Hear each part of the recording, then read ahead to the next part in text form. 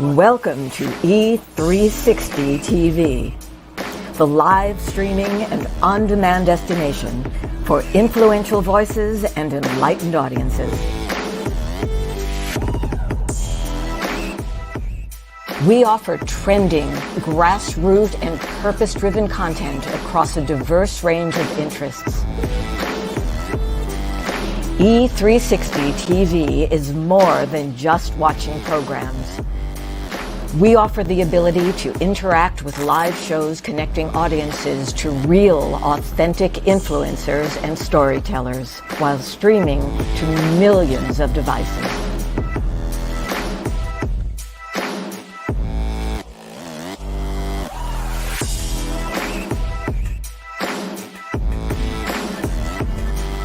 Real experiences. Raw conversation. One destination for it all. E360 TV. 5 years ago, the Power of We Symposium was created to provide a platform for kids from all sectors where they could have a safe and comfortable environment in which to share both their joys and concerns. The Power of We Symposium is proud to have served over 250 kids throughout Romania when we took our mission global back in May of 2023. Now, 2 teams of amazing volunteers from both the U.S. and Romania embarked on an 8-day Legacy of Hope tour, bringing encouragement and hope to not only the kids of Romania, but also the adults who support them, and also to over 100 kids here in the U.S. who contributed handwritten letters of hope to our Romania mission of 2023. Now, this year, we are proud to provide this opportunity yet again in October, and we are super excited to up our game. New venue, 750 kids this time, and we want to see you there. We're looking forward to meeting you in person at this year's event, which promises, as always, incredible speakers, amazing content, and of course, some of the greatest kids on the planet. So, mark your calendars for October 24th, and we'll see you here in Chicagoland for the Power of We Symposium 2024. This year's theme is Always Together, Never Alone. Tickets are available now on Eventbrite or at powerofwesymposium.com.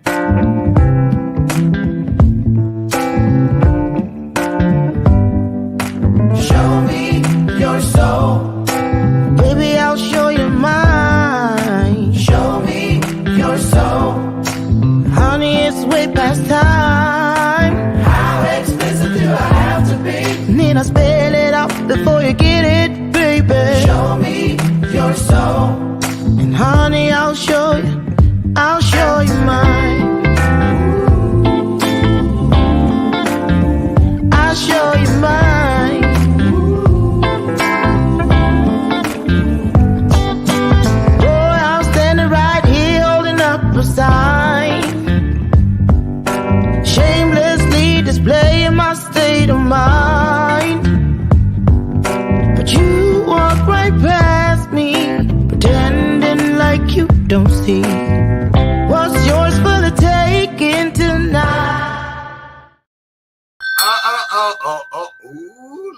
corner. Wait, you see it. That's right. And the Love Bear's in the house. Hi, good morning. Welcome to today's installment of Bathrobe Moments. I'm your host, Dr. Lauren. So happy you're here, that we are together yet again, fulfilling one of the greatest promises available to us, the one that guarantees us where two or more of us comes together. We got that heart set, that mindset. We're just here to pour into each other, to ease some suffering somewhere in the world. You know what happens, spiritual magic.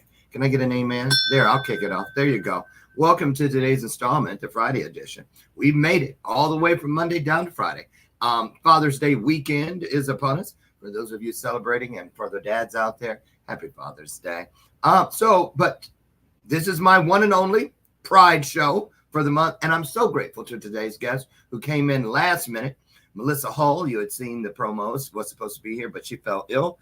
And this person was brought to me, and I was brought to this person yesterday, and it was instant connection for me. And I said, hey, can I ask you to do me a solid and come on tomorrow? And he said, yes. So here we are today. My good friend, my new friend, Don Mamone, did I say it right? Okay, is here. I was trying to have a mnemonic device for like, I don't know, Mamone, Bebop, Boni, Moni, and I forgot it, so I didn't know how to rhyme. Lord Jesus. 61.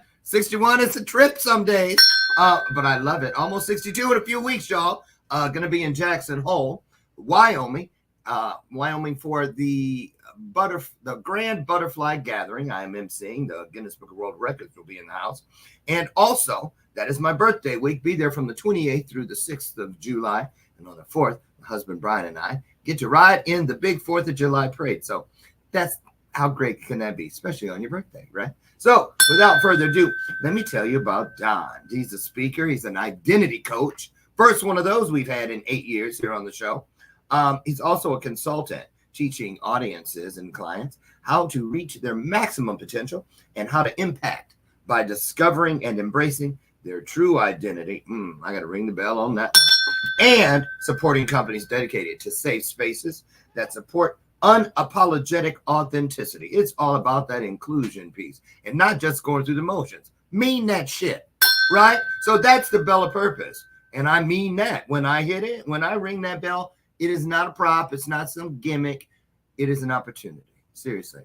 It's an invitation to lean in, to tune in, because just like that bell, you guessed it, the truth, it has a ring to it. And I don't want you to get so busy, so sidetracked that you miss the truth. It's the only thing in this universe that never changes, and it will never change on you.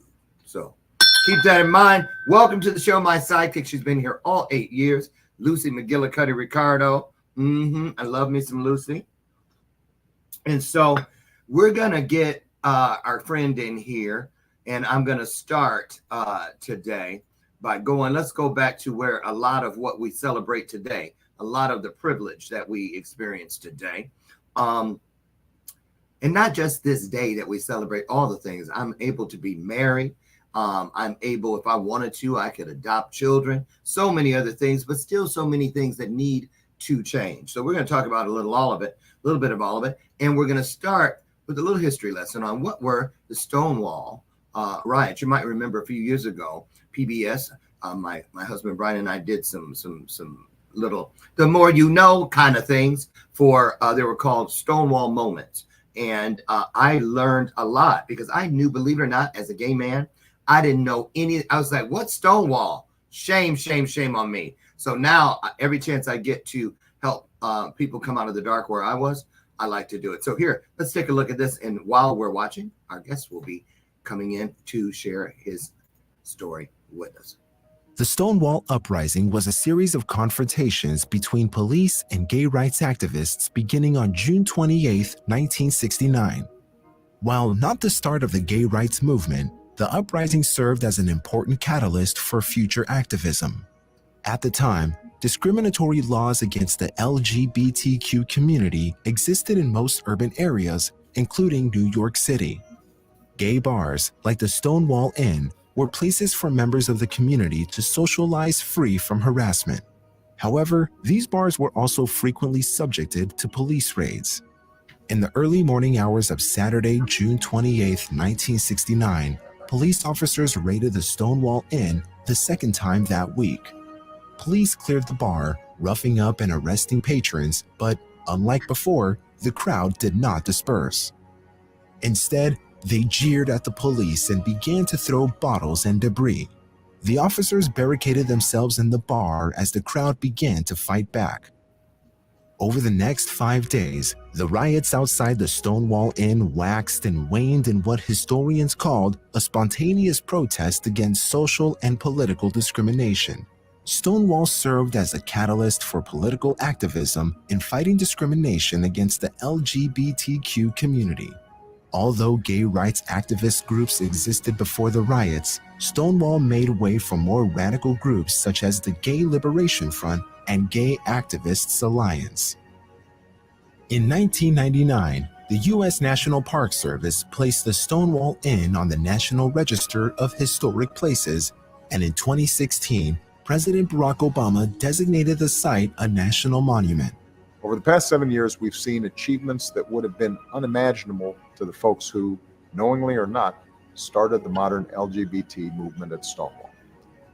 Today, all Americans are protected by a hate crimes law that includes sexual orientation and gender identity. While not the first or largest protest against LGBTQ discrimination, the Stonewall Uprising marked a shift to activism that paved the way for non-discriminatory practices in the future. Wow. I almost got teary. Oh my goodness. Oh, welcome, Don. How are you? Thank you, Dr. Lauren. I am doing spectacularly well. Thanks for having me here today. Oh, thank you for showing that. Well, you know, that was a divine appointment yesterday that brought you. There are no accidents in this world. When you tell the universe what you want, somehow it gives it to you. It does. I'm so excited that you're here. Now, let me just tell you about me and my relationship with bios. I read the shortest one that's provided, but then I dip out for about 60 seconds just so the guest and the audience can kind of get to know each other up close and personal. So I'm going to dip out, just pour into the audience whatever's on your heart, and then I'll come back in after 60 seconds and we'll officially get started. Sound okay? Yeah. Okay. Here we go. All you. Go. You know, Dr. Lauren, I am a hospitality veteran or survivor, however you want to choose to look at that. I spent the last 20 years of my life building a business with my wife as a photographer and a creative artist. And throughout the course of that time, I realized that I wasn't living my most authentic self. And we're going to talk a little bit about why I found the strength, how I found the strength, and who helped me muster up the courage to be my authentic self. But you see the they, them in my signature, and that's because I identify as non-binary. I consider myself a gender non-conforming, amazing human that is ready to change the world. And the way that I want to change the world is I want people to understand that they get to love themselves unconditionally and without capacity. And by doing that, they understand that that means living your life unapologetically. And if you're an inconvenience for someone, if someone can't understand or muster up the ability to respect you, then that's a them problem and not a you problem. And I think that's how gender nonconforming and transgender people tend to live courageously outside the conforms of gender structure. Wow. See, this is exactly gender nonconforming. I'm writing it down. Mm-hmm. You know, with an exclamation point. Yeah. Okay. Here, I put it on there. Listen, thank you. I'm going to open with this, and thank you for your transparency. That was beautifully stated. I want to start here. Now, I'm married to Dr. Brian, who is a male version of Dr. Ruth. Okay. And I mean, he's constantly in the books. Yeah. His human sexuality is his PhD. Yeah. And he works with a lot of transgender children in the state. He's one of the top people in that, you know, when they need their letters and this and the other. And with the parents, how to deal with it. And still, this lingo, and I want to ask you, does the terminology keep changing or evolving, just like the letters that go on LGBTQI+? Yeah. So let's talk about gender nonconformity. Let's start there, and then also use it as a segue into non-binary. People hear it, but they pretend like they know what it means. I do. Yeah. I'm also non-binary, Good Let's for do it. you. And I'm like, what the hell is it? Okay, I forget. I can't keep it straight. What you? That Okay, was not a so problem. here's what I'm And gonna I do. I'm can't gonna keep it start. I'm going to start at 30,000 square feet, 30,000 feet up at the top. And we talk about gender before we talk about gender nonconformity. Gender in Gender 101 in yesterday's language and outdated short-sighted science said you peek under the hood, you see what's under there, and you're like, oh, I know what your gender is. Now, that's your sex assigned at birth. That's a very different thing than someone's gender. And so I'm going to tell you that in the world of gender, as an umbrella term, there are 4 key elements that are so incredibly important for everyone on this planet to understand. The first one is your gender identity. That's who we know ourselves to be in our head and in our heart. So I knew at 5 that there was something different about me, but I thought different meant broken. And so I hid it. What do you do with the things that are broken in life, right? You put them at the back of the closet because they're useless. And eventually they'll either find a way to be useful or they'll be thrown away. So that's how I live my life. So gender identity, who we know ourselves to be in our head and in our heart. Your sexual orientation, which I'm sure you're particularly familiar with because your husband is in this space. Yeah. Your sexual orientation is who you're attracted to. Who you're attracted to doesn't just necessarily mean physically. Who you're attracted to is mentally, physically, emotionally, romantically, and they can be the same or they could be a little bit different. I bet you if our audience is really particularly candid with themselves, they might be like, you know what? I love the male form, but I find myself particularly interested in the female mind. Okay. So there you have your sexual orientation. Gender expression is how we share our gender identity with the world. So as you see this beautiful figure before you as a non-binary creature, which we can talk about in a minute, my gender expression tends to fall on the feminine side. And I joke around with people and I say that's because I kept this poor little bitch locked up in a closet for 41 years. And now that she's able to be acknowledged, she wants to be seen. So she grew her hair out. I wear earrings. I have makeup on, and I get to cross that line. I get to be both sides of that spectrum. So that's your gender expression. And then finally, you have your sex assigned at birth. Now, your sex assigned at birth is not just necessarily what's under the hood. It also means everything scientific. And if you lean in and you pay attention and you listen to the reputable researchers and medical scientists, they'll tell you that it's a very complicated thing, right? Your sex assigned at birth is not just what's on top. You have your brain chemistry, your hormonal, your in utero hormone and brain development and things like that. So it's advanced placement gender. Gone are the days of this gender 101 thing. So when you start looking at that, you start to look at the beauty of human tapestry, right? The way that we're all interwoven. And when you Venn diagram those, when you plot those things together, we realize that each individual has a very unique element to their gender because all those 4 things come together and make the beautiful human that you are. And so from there, to answer your question about sort of gender nonconformity, I believe, and I think medical science now supports, that gender exists on a spectrum, which mean the days of like man, woman, barrier in between, gone. Right. Now it's kind of male or masculine, female or feminine, a beautiful spectrum, right? From one end to the other. And people find themselves plotted on that spectrum wherever is authentic and comfortable for them. And so the life I lived was like, oh, I'm on the male side of this line. And so I can do anything I want as long as I stay on this side of the line. And, I have a beautiful coming out story. We can talk about it in a minute, but as a gender nonconforming person, I basically destroyed that line. And I said that line doesn't exist. And there are no 2 sides. There are all the sides. There are all the facets and all the beautiful spectrum. You're preaching to the choir on that one, Dr. Lauren. Yeah. It feels like a paint strip. And also, like, 100 years ago, people looked at a black person saying that's a black person. They looked at a Caucasian person, said that's a white person. But then came things like Ancestry.com and all the other little ways of finding out you're this. And people they might have had some issues at first, but what could they do about it? Not a damn thing. Reality's reality, right? Exactly. So I'm hoping that is the viewpoint that 100 years from now will be commonplace. It's who you are, period.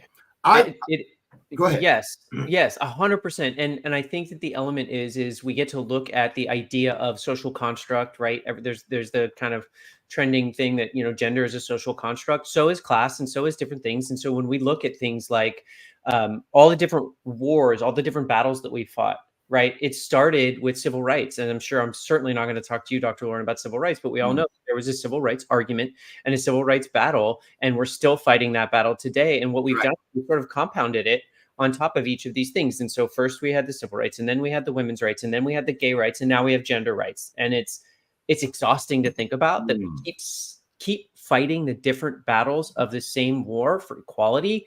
But that's where we're at. 2024's battle and the sort of zeitgeist and the prevalent thing is talking about this gender ideology. It is not gender ideology. It is gender. It is math and science and research. And we get to acknowledge that we're all a part of this. We're all a part of the human race. And if I identify in a way that I know in my head and my heart to be true, then it's no one's place to come in and say that's not that it's not allowed, right? That it can't be. Now,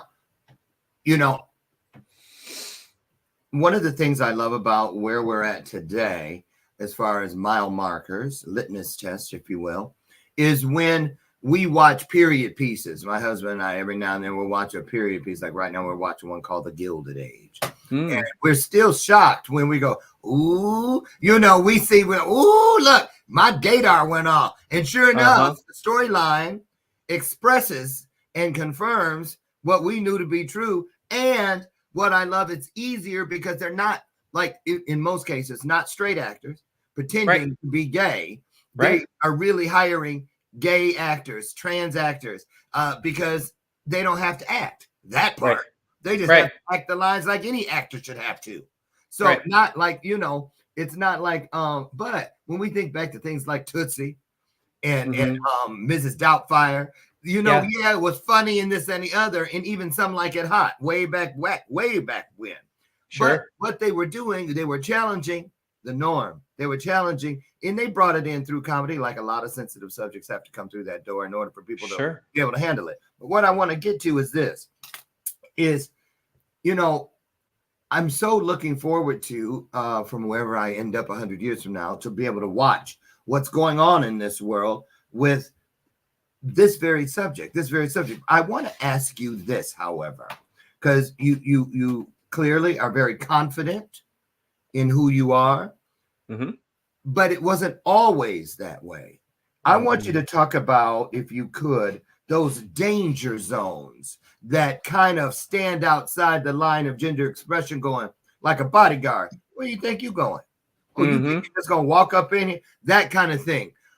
Yep. There's no way a person like even me would be able to know what that is, except for through my own experience, through my lens. Yeah. But talk about yours. What was that like, and how did you start to chip away at those bodyguards? Like, excuse me, are you going to move, or do I have to move you? Oh, I like that. Yeah. So let's talk outside in, because you've touched on something that's so incredibly profound. When I was young, I'm a Gen Xer. I grew up in the 80s and the 90s. I think one of the hardest things when we talk about inclusivity, we also get to talk about representation. So when we're young, especially, we like to look at the world around us and we get to see us, right? And so it's why it was so amazing when people reached new levels in industry, in society, when little girls saw themselves, in CEO places, when Black Americans saw Obama in the White House. Like, representation means so much. And so when I look at my childhood, I was like, okay, so what versions are there of gender nonconformity or crossing that rigid, bold line between men and women? They were comical, they were satirical, they were frightening on some occasions. But there was no real, and let's even take the ones that are so unbelievably beautiful. David Bowie, Boy George, Annie Lennox, all of those kind of gender bending are out there, and I see them, but they're not really representation, because a little kid from, Southern California even doesn't see themselves there, because I wasn't a rock star.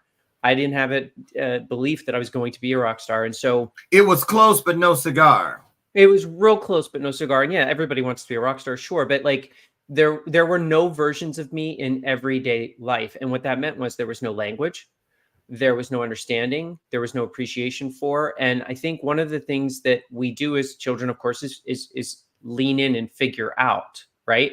And I think for me, what happened was this. There was a dichotomy. There was a gigantic gap between what felt right and what I was allowed or what was okay. And so that's where those bodyguards start to form, Dr. Lauren. And this is the hardest part. As a child, those bodyguards are inside our head.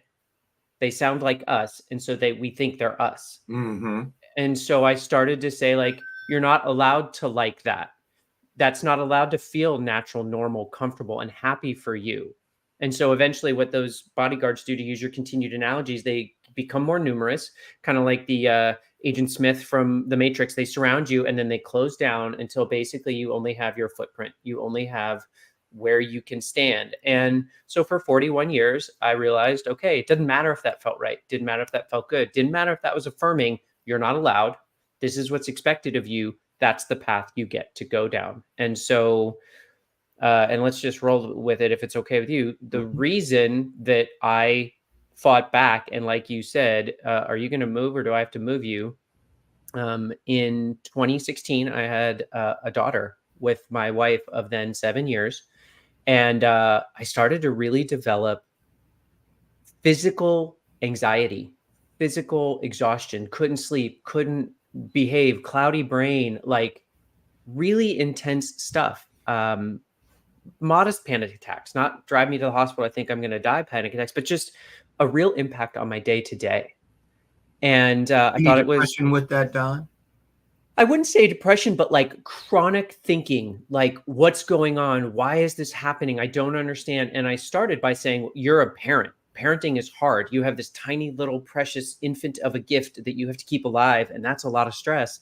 But over a period of time, as she got a little older, I was like, this can't be what this is. And a lot of soul searching, a lot of late nights crying by myself because I hadn't said anything to my wife about this yet. I was just going to ask that. No.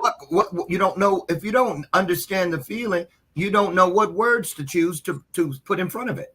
And even if I had words, I would have thought, well, I don't care that you have a label for it now. You still aren't allowed to be that. And so what I realized was this was that painful moment in my life when I realized that this precious gift, this most important thing in my life that I want to show up for and be the best role model I could be, it would be impossible to be that role model and live the way that I was living, because I was going to show her, no matter how hard I tried, that there are things about you that aren't okay. There are things about you, about your core identity, about who you are that you're just never allowed to share with the world. And the pain that I felt, the anxiety that I felt, the panic attacks that I felt were a reaction to the idea that I would put that in her. And so on a very hot day in Dallas in August of 2017, my daughter was 9 months old. I said for the first time ever to any human, and at the time that was my unbelievably loving and supportive wife, I said to her, there's something different about me. And I need to tell you what that is, but I don't even know how to say it. So I'm just going to tell you my story. I'm going to tell you my truth. And I told her, and in that moment, I literally pushed all of those bodyguards away. And it feels like in that moment, everything is different and yet still the same, because although I made more space for myself, I had no idea where to go, how I would get there, how long the journey would be. I knew it was going to be long. I knew it was going to be uphill. I knew it was going to be excruciating, but there was no not doing it. And the reason that I was committed to doing it was mainly for my daughter, but also for myself. I'm going to say something here at this point that just was an epiphany for me. One of the litmus tests as far as how much improvement we have made, how much distance we have made between old thinking and current thinking, because I'm not saying it's nearly where it should be, is that when you said, I said out loud, something is different about me. When that moment came for me years ago in the late 70s, I remember exactly. And I just like you, I knew exactly where I was and who I was talking to. But I said, there's something wrong with me. Because that's how it had been, that was all there was about it. So I'm very encouraged to hear just that narrative change. But let's swing over to this. Let's talk about, so you find the courage, because there could be someone watching this or the replay that's like, okay, maybe I can. Do people who are challenged with gender expression, whether do I stay or do I go? Do I hold them or do I fold them? Is there terminology do they consider themselves in the closet? Everybody's personal experience is just that, personal. I will say that for me, I had denied it and hid it for so long and had no language for it that I didn't really consider myself in the closet. I just figured I was broken, damaged, different, and that whatever that was something I could just ignore. And so I guess in a sense I was, but it wasn't rational, it wasn't conscious, it was Okay. subconscious or not unconscious. Okay. And the reason that I think that a distinction is important, and your question is so poignant once again, my wife could have looked at me and said, I can't believe you've lied to me for 9 years. We'd been together for 9 years and been married for 7 when we had our daughter. And when I came out to her and said, like, there's something different about me, here's my truth. Fortunately, I won the karmic lottery of spouses, and I could talk about her for all 56 minutes of this podcast. But I will tell you that there was no retribution. There was no feeling of like, I can't believe you lied to me. There was only empathy and compassion. Wow. And I wanted her to know that, like, this is the way I like to say it. I could not conceive of a future in which I got to be my authentic self. And when you can't conceive of something, you don't imagine it. You don't think about it. There's no closet to come out of because it's inconceivable. You just cast it and away. here's another thing. Let's go here because I know a lot of people. This is the part where it starts looking like, one of those lollipops that is like a rainbow with all those swirls in it. Oh, I made a rainbow thing. Okay. I like the rainbow. Right. So but were you? Because it doesn't necessarily mean you were coming out as gay. No, and I wasn't gay, and that's the thing. It's sexual orientation versus gender identity. Like, I am straight as an arrow, like however you want to phrase it. You're like, attracted sexually to women. Like, so does that make you a lesbian? Some would say that there's a part of me that's a lesbian because I don't identify as male or female. And so the female part of me, which my expression is largely very female, I think that my communication patterns are female. I think that my mannerisms and the way I carry myself might be more female. So yeah, I do joke around, and I was like, I mean, there's been a lesbian inside of me this whole time. Yeah. Sort of. Yeah. It's so interesting. I just love this stuff. I'm serious. Yeah. So let's talk about we're gonna move all over the place. That's my ADHD. Let's go. I'll deal with it. Yeah, let's go. So still inside the gender expression, let's talk about children. Yeah. Because you do a lot of work, and we're gonna show a clip here in a minute of Don on stage doing his thing. But let's talk about children. A lot of people I hear say, oh, it's a fad when they start identifying and saying, hey, I feel something's different. Mm-hmm. And then a lot of people will think, like I said, oh, it's a phase, it's a fad. He or she will outgrow it, this, any other. And there are kids who do it for attention. Yeah. There are kids who say, I know how I'll get back at my shitty mom or my narcissistic dad. I'll tell them I want to transition. Yeah. And then they use that. So there's so many flavors at play here. Talk about what you know. What's the pulse as far as what you get from parents or kids or some of all of that? Talk about that if you could, Don. Yeah. The children thing is it's very fragile, just like children are. And the first thing I want to say is the fact that children are ever used as political pawns or political collateral or political currency is absolutely heartbreaking and really disgusting. I consider that what you just said a form of human sacrifice. Yeah, it is. It's not okay. And I think that one of the things that we get to acknowledge is the only time something is a fad or something is attention driven or something is getting back at is when it's outside of what people would consider common or normal, right? In I think the LGBTQ plus world, we use the term like cis het, right? Which means cisgender, heterosexual. That is the way the world from an institutional perspective is wired, right? I don't think that's the way the world is wired. I think that's the way we've institutionalized it.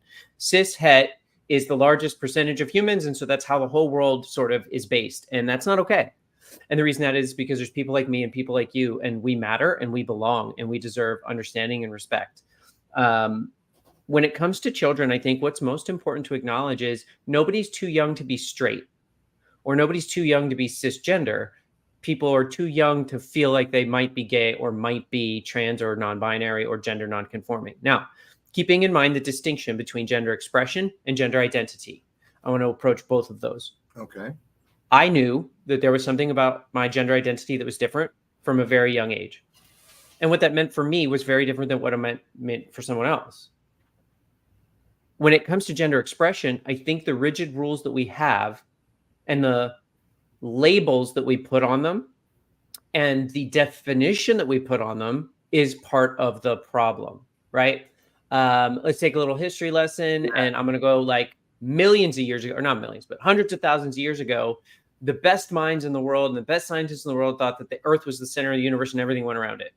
And then you flash forward, and the best medical and best scientific minds thought that the atom was the smallest piece of matter until they split it open. Like, science evolves and science changes. And what we say is like, nope, science is science. Well, science is science until we advance to the degree where we can learn more. And then suddenly science is old science. And so Correct. Gender identity, we are just now in a position to say, we know more about it. We understand more about it. And we want to provide people an option to explore their gender identity. Yes. Gender expression, on the other hand, is anybody's game. And the way I say that is gender identity is not a choice, just like sexual orientation isn't a choice. You are what you are, and you get to love everything about yourself, period. Gender expression is totally a choice. So if a little kid who is male assigned or boy assigned at birth wants to wear a dress, the problem tends to escalate when someone says, you're not allowed to do that. Exactly. So right because there, that means it's dirty. That means it's wrong. That something's means wrong it's a with it. secret. Correct. Whereas if we just lean in and say, listen, son, child, my most precious gift on the planet, if you want to wear a dress, you do you. But unfortunately, we still live in a world where I think both parents, but predominantly maybe in that situation, the man would look at it and say, that's not okay. And there's a lot of reasons that we get to look at that and say, why is that not okay? And why do you have such a aggressive reaction to that? Let's stop there for a second, because I am always watching stuff like, you know, when I see reels, okay, let's take that for an example, where couples are standing in the backyard and everybody's around tons of blue and pink balloons and they're ready to pull the cord on the gender reveal. Yeah. And then they have the pink for the girl, the blue for the boy. And I'm like, when is somebody going to make green for the girl and yellow for the boy?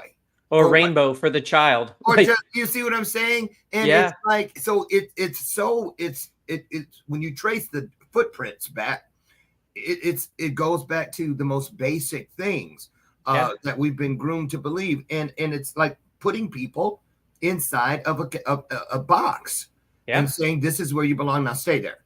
Yep. So let's go here. I love this gender expression piece because we don't talk about it enough. Where were you? How old were you? And what went through your mind the day you heard about Caitlyn Jenner? And what does that representation mean? Did she do more harm than good, or more good than harm, in your opinion? Well, in my opinion, I think that there's potentially much better representations of the transgender experience. But the number one thing that I want for everyone, more than anything ever, is to love themselves unconditionally and to live their lives unapologetically, which means if you're a masculine representation of male athleticism for the first 60 some odd years of your life, and you stand up and you say, I can't believe it's taking me this long to say that I'm a woman. I've always been a woman and I'm going to live my life as a woman. Then I want to give snaps and hand, like all the things. I think that when we acknowledge that everyone's experience is different, that we will learn and grow. I think that, you know, there's the old thing, like there's no such thing as bad press. Well, that's not entirely true. And it doesn't always make people feel great when, and you'll be familiar with this, Dr. Lauren. Sometimes people get up the ladder and through the door, but before they get through the door, they pull the ladder up and close the door. And what I mean by that is they've arrived, they've found success, they've had the means and the privilege to move in the direction that they want to go. And rather than turn around and lift people up and pull them with them, they're like, I don't have time for you. And that's experienced in our community. That's that's been experienced in our community, right? And when we talk about Stonewall, we can think about the coming together, but we talked in the pre-show about the fact that it wasn't always a community. And I've experienced that myself. I literally have had members of the community look at me that were in the front half of the alphabet and question the validity of the back half of the alphabet. And you're like, how is it that I fought for gay rights as a ally when I was male assigned at birth and presenting as cisgender, and now that I'm here fighting my battle for gender rights, they're like, this is too complicated. You're just making it harder on us. You're putting a target on all our backs. Go away. But that has repeated itself throughout history, where sometimes it's hard to turn around and be an advocate and ally once you've finally gotten a respite. Everybody's exhausted, Dr. Lauren. I'm so tired. And I've only been doing this for a few years as a member. I've done it my whole life as an ally, but it's exhausting to try to feel like you matter. And here's the thing. You say like you're so confident, and I see your confidence. The reason is because I refuse to show anybody who is in that position of like, maybe I can, maybe I can't, maybe I should, maybe I shouldn't, be who I am.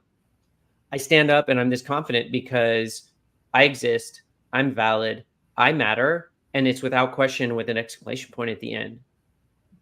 Absolutely. Hoping that will give them the strength and the courage to, like you said, push back the bodyguards, make the space to say, this is who I am. This is who I am. And I don't even know exactly what that means. I am on a journey and an evolution, and things change. And I think that the more open we get to be, I have my signature keynote is "The future is fluid." And it's largely about gender nonconformity and what it's like to live as myself in the society we live in, and how we get to move the needle forward to create safer spaces for everyone. But the future is fluid doesn't speak just to gender identity. The future is fluid because we get to move, we get to ebb, we get to flow.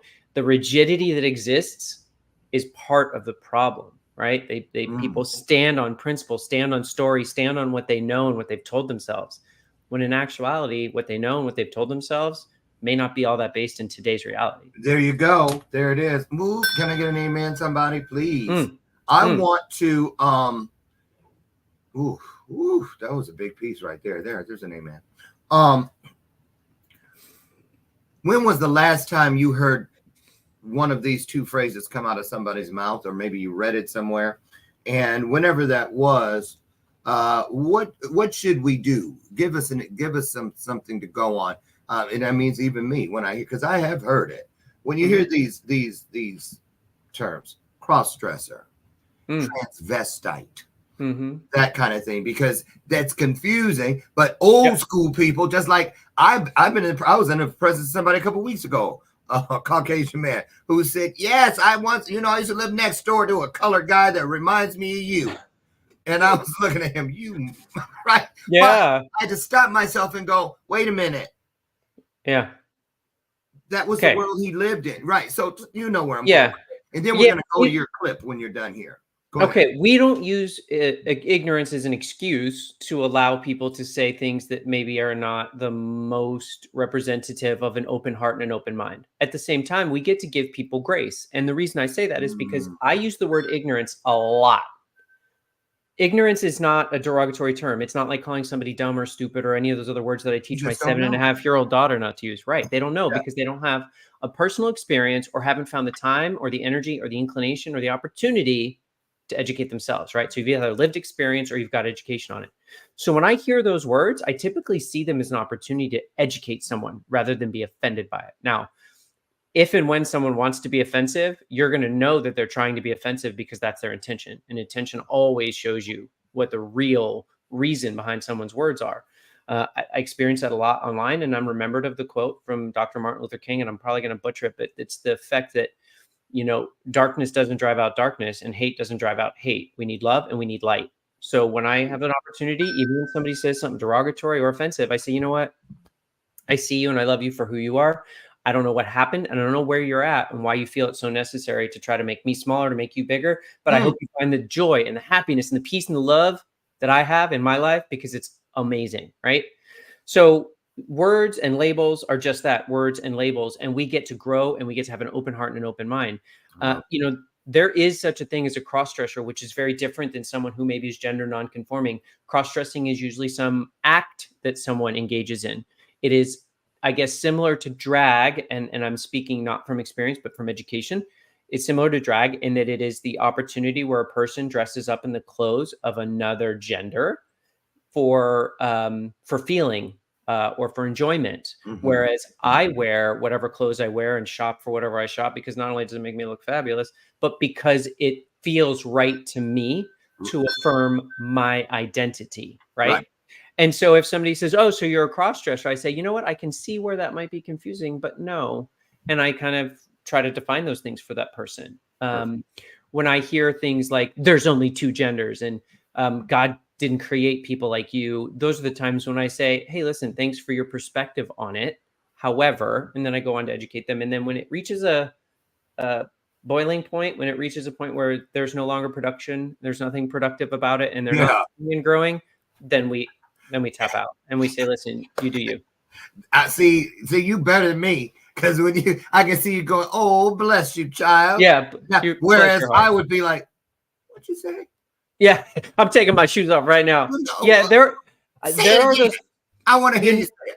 You know what's so funny, Dr. Lauren, is I get like that in defense of other people. I can feel my blood pressure go up because for me, I'm like, listen, it's so cute how you think your opinion matters to me anymore. Yeah, no. Like you can say what you want, do what you want, think what you want, but just do it from your side of the street so I don't have to hear it or see it or feel it. Like you have the right to your opinion over there. Exactly. But when I feel someone being attacked or when I feel like we're limiting the rights of others or we're like the hardest thing for me is the mischaracterization of people that are gender nonconforming or transgender as predators or as, you know, the groomer term of trying to create things that we're not trying to create. Nobody's trying to create.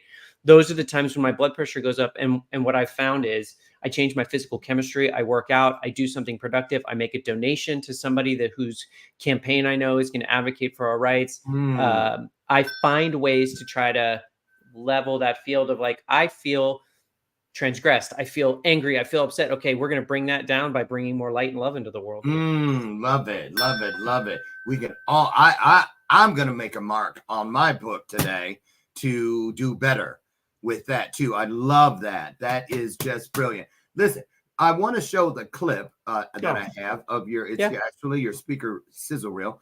Talk about the kinds of people that bring you in to talk about some of the things that we've talked about here today and more, and how some people might be shocked at what kind of organizations are bringing you in. Go ahead, and then we'll go right to the clip.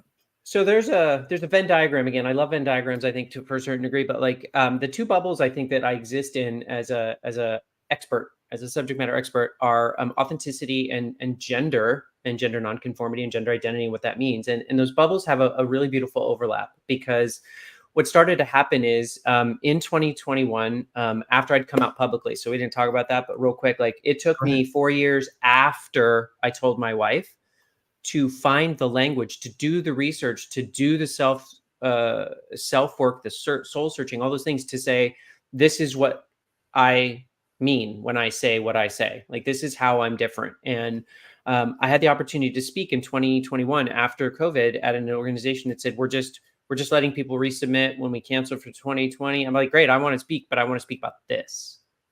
And we're like, okay, cool. That sounds great. And this was gender nonconformity. And when I started talking about the future is fluid, largely focused on gender, what happened was, Dr. Lauren, that was so beautiful. People would come up to me after my talks and say, oh my God, I see myself in your story. And it had nothing to do with gender. What it had to do with was there was a time, a dark, ugly, awful time in my life where I believed that this part of myself wasn't allowed to be. I'm too female for this. I'm too Black for this. I'm too ethnic for this. I'm too uneducated for this. And what they were living in that box. They were feeling that collapse down. And ironically, I think they were looking to someone to give them a permission slip to say that it was okay. And instead of a permission slip, because I can't give that to them, nobody can, I held up a mirror. And so the people that are bringing me in are the people that are looking to ignite passion and change and welcome everyone for exactly who they are. And there's people bring me in because the workforce is woefully missing of people like me, because, you know, I said I was a hospitality veteran or survivor. I spent 10 years and my last stop was at the Beverly Hilton. I was the director of events at the Beverly Hilton. And if I dusted off my resume, Dr. Lauren, and I submitted it to a major hotel chain and they're like, oh my gosh, this is great, come on in. When I got there, right, wrong, or indifferent, I don't know that they would know how to interview me and how they would welcome me into the workforce, because there's too much unknown. So the people that bring me in are usually like, hey, let's talk about authenticity, but let's also talk about how people in our workforce can accept, acknowledge, welcome, and know about someone like you, so that we can start bringing them more actively and more aggressively into the workforce. I love it. Now, everybody, I want to just preface before we go over to the sizzle reel so you can get a look at Don in action.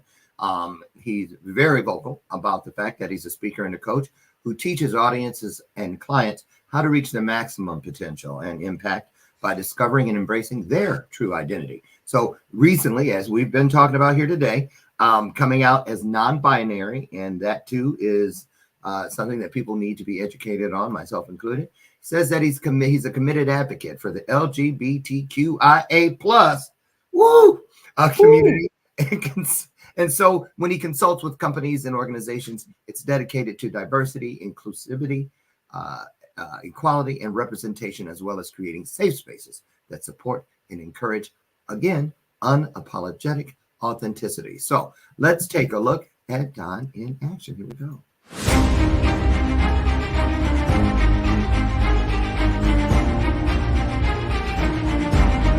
There are things about our identity that are foundational, that are laid inside of us before we have a voice or a choice. Having the courage to stand up and say, no! No. So you will never reach your full potential unless you reach inside of you and grab that fragile glass box and shatter it into a million pieces. It's never easy. It's always worth it. You get to rebel. You are going to walk boldly, confidently.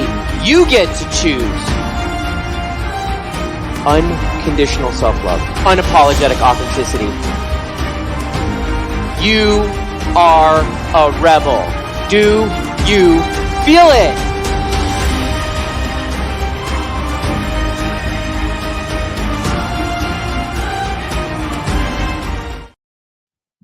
Oh, powerful. Ding. Well, thank you. Really powerful. Listen, man, this we need to do a special like I put in yesterday, because there's so much yet to talk about.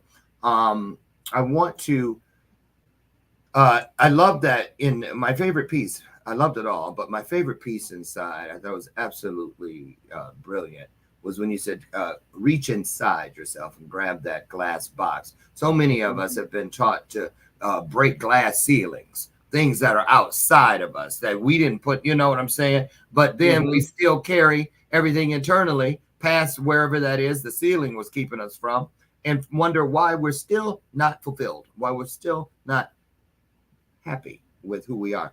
Go ahead. And, you know, I picked a fragile glass box because, like, everybody talks about, like, oh, I'm stuffing that in, or I put it in a vault, or I put it in a safe, or I lock it up.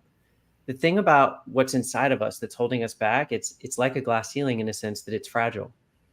And it takes extra effort and care. And we're walking around like we're on eggshells, because if that breaks, then our big secret gets out. Everybody knows, and the whole world's going to crumble.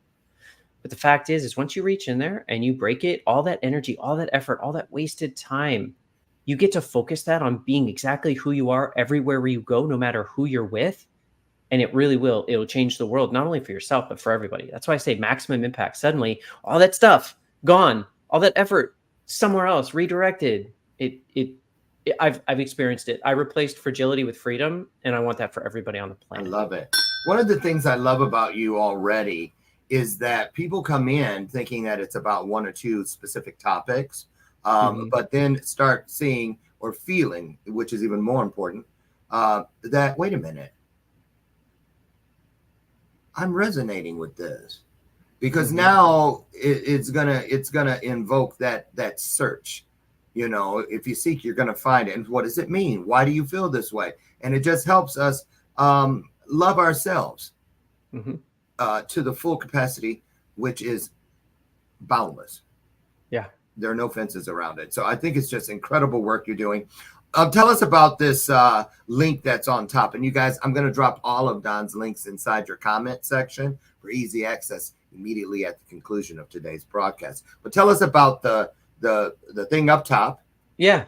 So I love to write. I love to talk. I'm a big communicator, as you can imagine. I want to change the world through the written and spoken word. So I'm working on a book and I share lots of content. So the one up top is how you get on my email list. It's a really easy way. Just you can screen grab that or type that in, and that way that puts you on my list and I can send you some updates. And the one below is my website. You're going to learn a lot more there. There's some free resources there. There's an inquiry form. If you believe I can be of impact to you, to your family, to yourself, to anybody, I definitely want you to get in touch. Absolutely. Robert Booker says, excellent delivery, Don Mamone, and absolutely right. So many comments. I'm not dissing anybody by not popping them all up there, but we'll get to all of them because I'm going to go back through and read them all. Thank you all for your input today. Talk about as the last, here's your Jerry Springer moment. This is probably going to feel different, but let's say, because I have it written down, you're 41 years old. I'm actually 48 years old. I came out at 41. I'm almost 50. You're 48 next month. I'm a July baby like you. Oh yeah, anyway. We had this moment yesterday. Yeah, we did. Now. Okay, let me ask you this. It's a hypothetical, but I'm sure you dream about it. Tell us, if you could, wherever you're at whatever age it is, when it's time to leave this world, right? And you get to look over your shoulder to the legacy you've left. You get to see Frankie, your child, and maybe Frankie's kids, if she should choose to have them, or whomever. What do you want to look around? You're going to have lots of awards and accolades and this, that, and the other, and an imprint that will be available to people for hundreds of years. But what is what are those things that you hope that you have brought with you that you can only feel from this work? What do you want people to be able to feel when they learn about your journey? Because they're going to.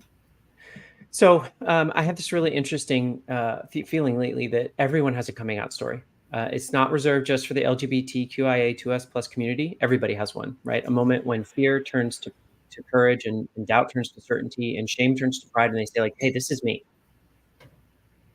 And I've talked about that a lot. If anybody talks about me in the future, and I've long passed, I want them to say, this person is one of the reasons why people don't come out anymore. Because coming out means that there's been a period of your time where you thought there's something wrong with you. And I got misty-eyed when you said that, Dr. Lauren, like nobody should ever feel like there's anything ever wrong with them. And so one of the legacies I want to leave, and I think one of the most important, is the reason nobody has to come out anymore is because they know, because the people around them show them that they're perfect just the way they are. And there's not a thing about them that gets to change. There are things about us that we may not like very much. There are things about us that we get to work on, that we get to excel at. But unconditional self-love without capacity would mean that nobody ever needs to look at the world and be like, I'm going to come out now. So that's absolutely right. That's absolutely right. Listen, you guys, unfortunately, we're out of time. On your screen right now is Don's website up top, and below, if you or someone you know is struggling to understand something that in the moment feels they cannot understand it. It will never happen. Reach out, get some help, talk to someone, anyone. If there's no one closer in the front row seats of your life, here's something. National Mental Health Hotline at 866-903-3787 is one resource, or head over to mentalhealthhotline.org. Just, I don't care where you get it, Q Olita Adams, just get it, okay? And I want to just thank you, Don, for everything you do. Hang out for just a second backstage. I got something I want to leave you with. And just amazing work. Keep it up. Keep it up. Thank you. Thank you for having me. Thank you. And listen, to all of you out there, thank you so much for pouring into me and for blessing me and honoring me with your presence each and every day. I look forward to what we create together Monday morning at 8 a.m. Central, when I will meet you, God willing, right over there on the front porch. so we can have another illuminated conversation. Now get out of here. Have the best weekend ever. Thanks to all of you. Happy Father's Day to all the dads. And remember, as always, in closing, I tell you just how much I absolutely adore you. I love you, and there's not a damn thing you can do about it. Have the best day ever. Bye-bye, everybody. Thank you. Just incredible. Incredible.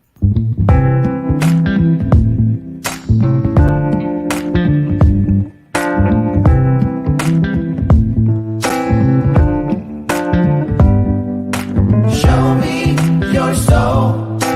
Baby, I'll show you mine. Show me your soul. Honey, it's way past time. How expensive do I have to be? Need I spell it out before you get it, baby? Show me your soul.